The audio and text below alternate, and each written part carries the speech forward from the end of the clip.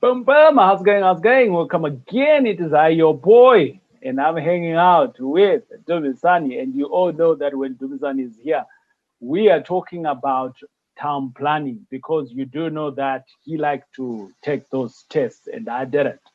But before we go on this channel, we are always talking about real estate, anything and everything around real estate. And this is where we meet and we talk about it. We give you obviously the education part of it, and we also just also tell you around on how you can navigate some of those challenges if you do have them. And above that, I also point you to the professionals who can help you in that.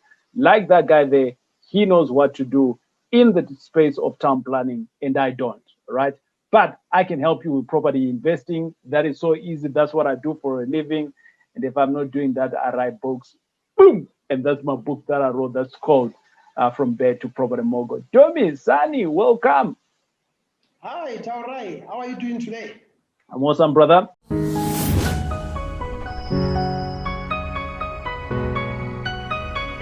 Dumisani is no new face to us. If you've been here for the first time, you need to check out some of his videos that we've been doing, and we've been covering a series of why you actually need a town planner. And check out some of the videos that we have done, and you can learn a little bit more about town planning in the comfort of your house. Brought to you by M5 Property Addicts. But Dumisani, today the conversation is we have covered objections. That's where we are now, and then the council. Who is the person at the council? Is it the mayor that signs? It says yes, approval. Who is that Okay. person at the council who says approved? Okay. Before we had the Special Planning and Yeah, Land Use Management Act of 2016, actually yeah, of 2013, which came in operation from 2016. What right, used to happen is mayors used to be involved in signing what we call the minutes of the committee. So there was something that was called Section 80 committee. So every municipal department would have its own Section 80 committee. So the planning also had theirs.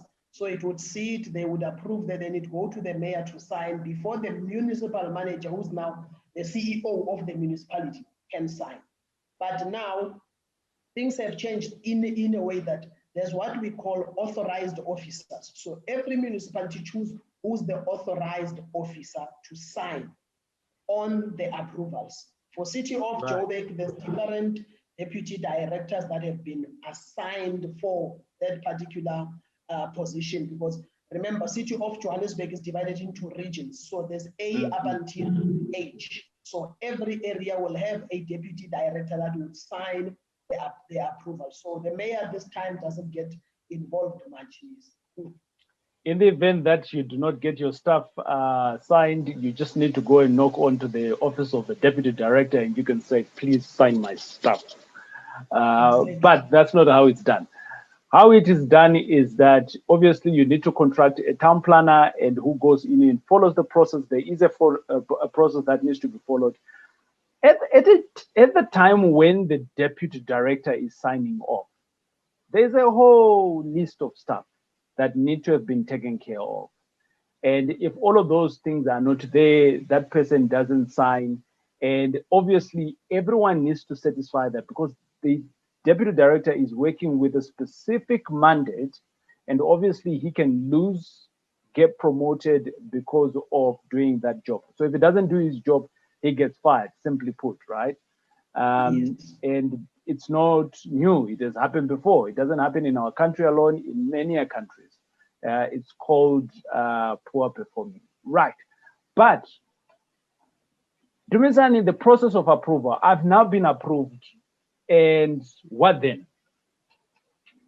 Okay, so you appointed a town planner, they did the application, went through the processes, it's approved.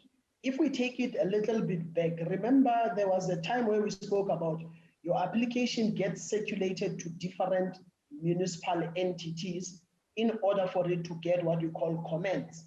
And Right. comments can either be positive or negative. However, a negative comment doesn't mean that an application is not going to be approved. It might be that in the application, whomever that was assessing didn't get a certain information that they wanted before they can give a positive comment. So they'll give a negative and say, please rectify 1, 2, 3, 4 before we can give a positive or comment. Or they can say, before we can comment, can you supply us with this outstanding information? You get all of those. It goes through what we call a technical committee. The technical committee is just to check that it complies, first with the legislation. Secondly, all the comments that are critical and required have been obtained. Then it goes now to the deputy director to sign. So before the deputy director signs, he checks also compliance, because then what are those conditions? Are they all positive? Have they been fully followed in terms of what they have been requested from the different entities?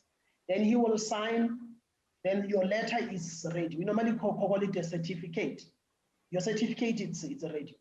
Your town planner will collect it and come and deliver it to you. If you have a good town planner, they will take you through it. They will not just drop it off and go, because at times it can have a jargon that you might not understand. So your town planner is to sit down with you and say, condition, it says your property rezoning has been approved subject to the following conditions. 1, it's this. 2, it's that. Then they have to take you through to say what it means, because it doesn't help for them to leave you with a certificate that you can't even interpret yourself. Then 100%. those conditions would have to be met before you can submit a site development plan. Remember, if you are rezoning for anything that is not residential 1, so res 2, 3, 4, and business and industrial, before you can submit building plans, one of the conditions will say you have to submit a site development plan. The other conditions can come and say, let's say your application needed a traffic impact study, and there were conditions on the traffic impact study to say you must build a shoulder lane in order to ensure that traffic still moves smooth without your development, interfering with it. So you need to build a shoulder lane for left turn or right turn. You need to expand the road in front of your access, all of those, or you might need to increase capacity on your electricity by putting a 3-phase or building a mini substation. So those are the conditions. Once those conditions have all been fulfilled, you can now submit your site development plan. The site development plan gets circulated. They check that you met all the conditions of approval through it. Then after, you can submit your building plan once your site development plan is approved. When your building plans are approved, then what does that mean? It means now you are ready to go to site and start with your construction, because that's the ultimate end of most of the developers, to say, I want to go on site and start with construction, because once I start seeing those units coming up, I know that my investment, it's about now to start working back to pay whatever debt that I might have taken for this particular property. At this junction, Dumisani, what happens to the town plan now? Is this the end and be all of the town planner, or after the approval, there's still some work that is needed for you to do?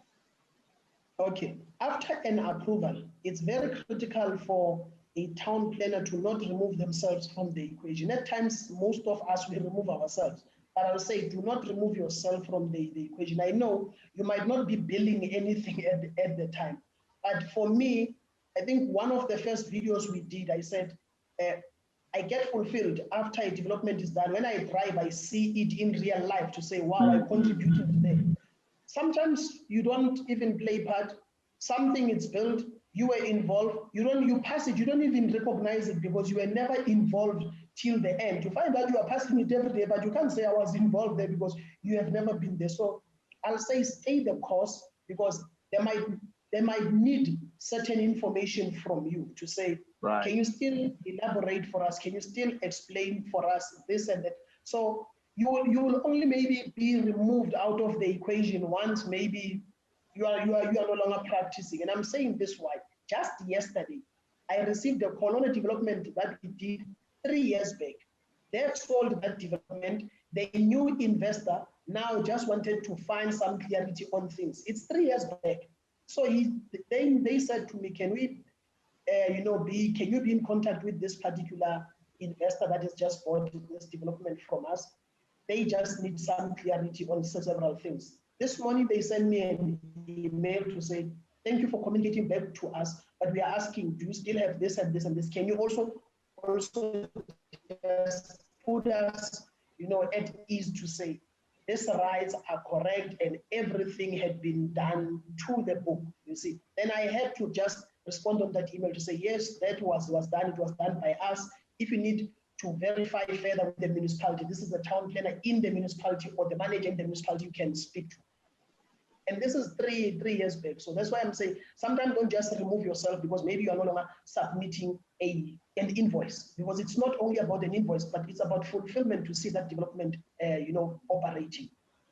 Awesome stuff. Dumisani, with that, also saying that, right, you might get an approval with some objections, which we spoke to a little bit. And if you didn't see the video around objections, you can check it out here. But what I am also hearing is that you can get an approval, but there's tasks to be done. Who then becomes the custodian of that? Is it me, who's my property owner, to make sure that these things are going to be done?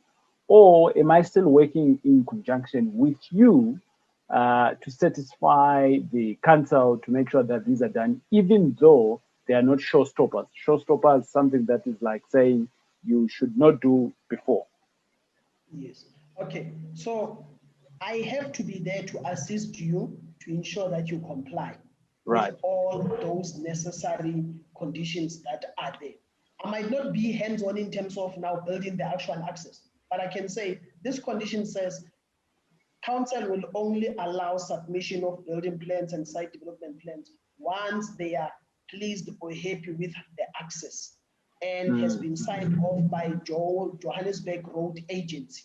So I'm giving you, because I'm still there to guide you, to say this is the condition, then where possible, and these are some of the relationships that we build when we work with council, to say, I can even say the engineer or the contractor that you will appoint to assist you with the access, this is the person they can speak to from the side of Johannesburg Road Agency to ensure that they build it according to their standard and it will be signed off, than for it to keep on going up and down. So I have to be there.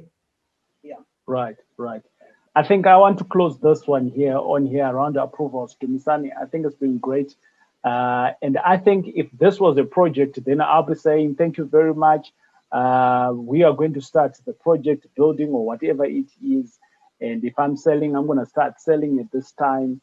And obviously, it gives you great satisfaction to say you've done your job.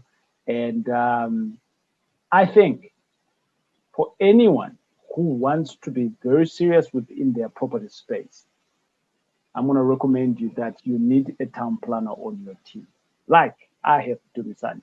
We'll check you out on the next video. Well.